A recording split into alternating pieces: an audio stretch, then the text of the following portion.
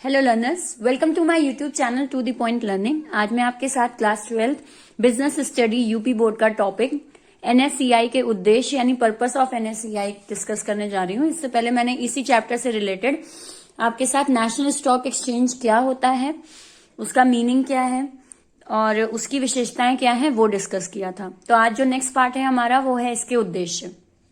तो शुरू करते हैं पॉइंट नंबर 1 से। राष्ट्रीय स्तर पर एक स्टॉक एक्सचेंज, अगर हम एनएससीआई यानी नेशनल स्टॉक एक्सचेंज या अगर हम कहें तो भारत का नेशनल स्टॉक एक्सचेंज जो है वो राष्ट्रीय स्तर का एक स्टॉक एक्सचेंज है। क्यों नेशनल वर्ड लगा है उससे आप समझ सकते हैं कि ये पूरे देश भर में काम करता है।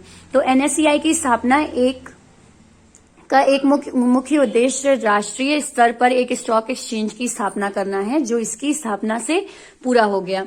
अगर हम बात करें तो पहले जो ओटीसीआई हमारा था वो उतना ज्यादा एक्सप्लोर नहीं था, या अगर कहें तो उतना ज्यादा विस्तृत तौर पे फैला हुआ नहीं था। लेकिन एनएससीआई एक ऐसा आपका ऑर्गेनाइजेशन बनी एक्सचेंज की जो कि पूरे देश भर में फैली हुई है नेशनल लेवल तक। तो ये इसका पहला उद्देश्य हो गया। इनका पहला उद्देश्य था कि हम पूरे नेशन में कंट्रोल करें ताकि जो प्रतिभूतियों का लेन देन है वो पूरे नेशन में एक जैसा हो सके। दूसरा आते हैं तरलता में वृद्धि यानी इंक्रीज इन लिक्विडिटी। एनएससीआई के माध्यम से पूरे देश के निवेशक एक ही समय पर एक ही स्टॉक एक्सचेंज में ट्रेडिंग कर सकते हैं।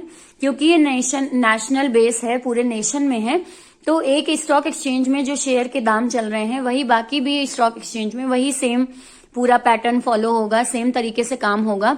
तो ये चीज क्या है कि एक ही समय पर एक ही स्टॉक एक्सचेंज में जो निवेशक काम कर रहा है वो उसको कहीं और भी कैरी ऑन कर सकता है। इससे प्रतिभूतियों में तरलता बढ़ती है। आपको कहीं एक पर्टिकुलर जगह पे नहीं जाकर प्रतिभूतियों का लेन देन करना है, आप कहीं भी पूरे नेशन भर में, पूरे इंडिया भर में किसी भी जगह बैठकर काम ये कर सकते हैं। तो ये आपकी लिक्विडिटी को और ज्यादा बढ़ाता है कि आप बहुत आसानी से पैसे में परिवर्तित कर सकते हैं अपनी प्रतिभूतियों को। तो ये पॉइंट तरलता में वृद्धि आती है इससे। दूसरी अगर हम बात करें तो सौदे में पारदर्शिता यानी ट्रांसपेरेंसी इन ट्रांजैक्शन। एनएससीआई के लोकल टर्मिनल पर जाकर बाजार में हो रहे विभिन्न प्रतिभूतियों के सौदे को देखा जा सकता है, इसलिए सौदे में पारदर्शिता बनी रहती है। अगर हम बात करें तो ये नेशनल स्टॉक एक्सचेंज जो हमारा होता है ये पूरे नेशन में है और इसमें बहुत ज्यादा पारदर्शिता है, क्योंकि जो काम आप एक एक्सचेंज में बैठकर कर रहे हैं पूरे देश भर में वही काम सेम तरीके से आप कहीं और जाकर भी चेक कर सकते हैं। तो पारदर्शिता बनी रहती है, कौन क्या काम कर रहा है या प्रतिभूतियों की जो भी लेन देन हो रहा है वो किस तरीके से हो रहा है वो बहुत ज्यादा ट्रांसपेरेंट है, उसमें पारदर्शिता है, वो रूल रेगुलेशन के साथ काम करता है। तो ये इनका मेन उद्देश्य था कि कहीं कोई छुपाने वाली बात न रहे, साफ साफ जो ट्रांजैक्शन हो रहा है, जो बंदा या जो पर्सन जो प्रतिभूतियों को खरीद रहा है या बेच रहा है वो उससे बिल्कुल सफाई से वो काम करे और कहीं कोई छुपाने वाली बात न रहे। नेक्स्ट अगर हम बात करें तो सौदों का शीघ्र निपटान। परंपरागत पद्धति में सौदों की लगातार बढ़ती संख्या को नियंत्रित करना कठिन हो रहा था, इसलिए एनएससीआई में सौदों को शीघ्र निपटाने की व्यवस्था की गई। अगर एक बात बताएं तो एनएससीआई में आपका T+2 डेज होता है, एक कॉन्सेप्ट होता है, ठीक है। ट्रेडिंग डे यानी जिस दिन लेन देन हुआ पहले दिन, और उससे आगे निपटान आप समझ लीजिए 2 दिन और, बस इतना ही समय लगता है आपके किसी भी प्रतिभूति को खरीदने और उसका पूरा ट्रांजैक्शन या उसका पूरा लेन देन क्लियर करने में। तो ये बहुत जल्दी इन्होंने एक निपटान करने की एक रूल बनाया कि हम जितना जल्दी हो सके कि किसी भी प्रतिभूतियों के लेन देन को बहुत जल्दी खत्म कर सके।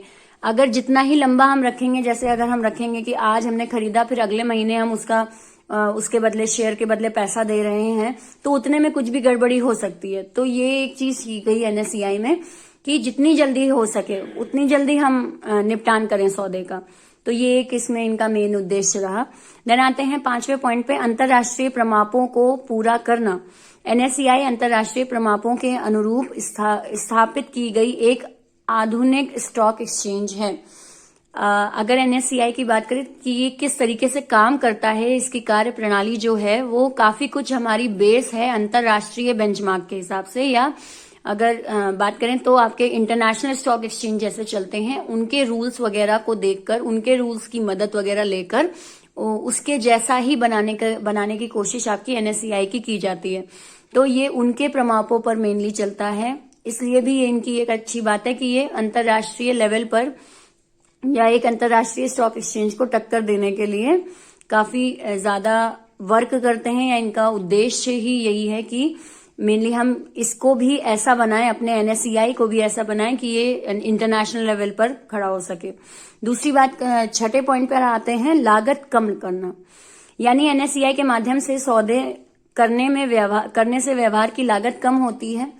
पहले भी ये पॉइंट मैं बता चुकी हूँ कि एनएससीआई में जब आप ट्रांजैक्शन करते हैं या प्रतिभूतियों का लेन देन करते हैं तो आपको कहीं पर भी किसी भी निवेशक को ढूंढने जाना नहीं पड़ता, आपको कहीं कोई एक्स्ट्रा चार्जेस नहीं देने पड़ते, जिसको हम कहते हैं लागत ना, वो लागत नहीं आपको देनी पड़ती। एक ऐसा स्थान आपको मिल जाता है, एक ऐसा प्लेटफॉर्म आपको मिल जाता है कि आप उस जगह आकर आपको निवेशक भी बहुत आराम से उस साइट पर दिख जाएगा या उस जगह पे दिख जाएगा, आपको शेयर भी आपके दाम के अकॉर्डिंग, आपके मन के अकॉर्डिंग मिल जाएंगे। तो ये चीजें क्या है, ये चीजें आपके लागत को कम करती हैं। इधर उधर जाकर चीजों को ढूंढने की जगह एनएससीआई आपको ये सुविधा देता है कि आप सीधे इस एक जगह पे आ जाइए, इस स्टॉक एक्सचेंज पे आ जाइए और सारी चीजें आपको मिल जाएंगी।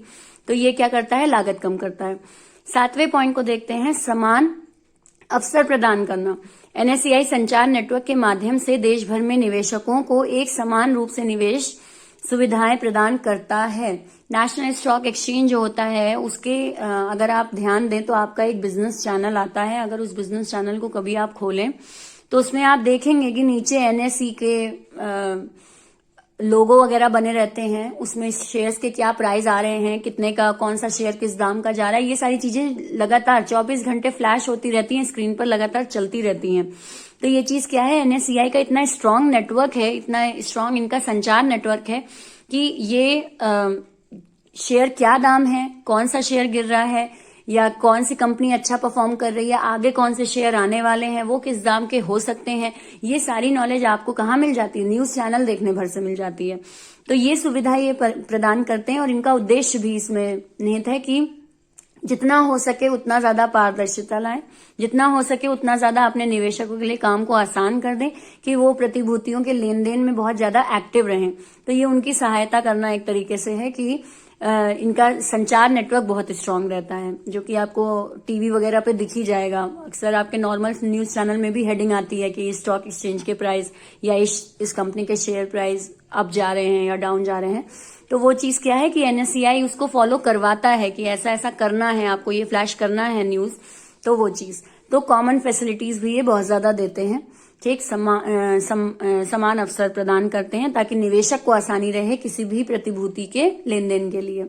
तो ये हो गए इनके 7 उद्देश्य जिस पर ये काम करते हैं। अब इसके बाद मैं नेक्स्ट वीडियो में आपको बताऊंगी कि एनएससीआई की ट्रेडिंग प्रक्रिया क्या होती है, यानी किस तरीके से प्रतिभूतियों को खरीदा जाता है, हम क्या करें कि हम ऑर्डर प्लेस कर सकें शेयर्स वगैरह को खरीदने के लिए, और वो हम तक कैसे पहुंचते हैं, उसकी प्रक्रिया एनएससीआई में क्या चलती है, वो मैं नेक्स्ट वीडियो में डिस्कस करूंगी।